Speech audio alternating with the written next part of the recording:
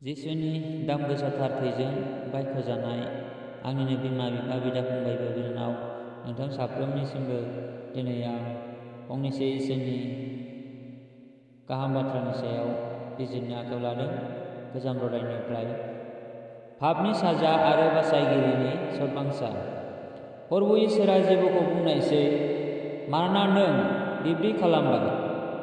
संसारनि गासैबो जुनारफोरनि मादाव नों सारजानाय जागोन। नों उदैजों मानबायनांगोन आरो नों अराय जिउ हाद्रि जानांगोन। आं नों आरो हिन्जावनि मादाव नोंनि जोलै आरो बिनि जोलैनि गेजेराव सुथुर जागोन। बियो नोंनि खर' गाख्रेबगोन।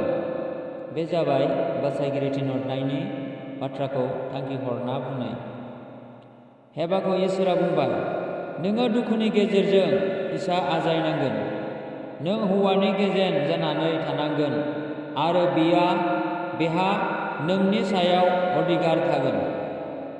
इसोरा आदमखौ आरोबाव बुंबाय, नोङो हिन्जावनि खोथा लानानै बर्जन बिफांनि फिथाइ जाबाय।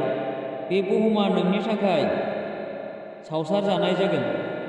बियो नोंनो सु-जें आरो हाग्रा रज'होगोन आरो जाय हानिफ्राय नों उजिदों बे हायाव साबदेरफिननांगौमानि खाफालनि गोलोमदै बोहैहोना गावनि उदैनि आदार खामिनांगोन।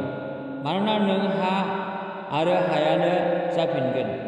बिनि उनाव इसोरा बिगुरनि खसाब बानायनानै आदम आरो हेवानो गाननो होनायसै आरो बिसोरखौ बै रंजाखुलि एडेनबारिनिफ्राय दिहुननानै हरनायसै आरो एडेनबारिखौ बेंनो बिरदावबायग्रा जोंब्लावनाय गोजों थुंग्रि होनानै सोरगोनि आर्फ केरुबिमखौ नेग्रा फसंनायसै। जिसुआ बाख्नायजाथों। गोजोन्थों। आमेन।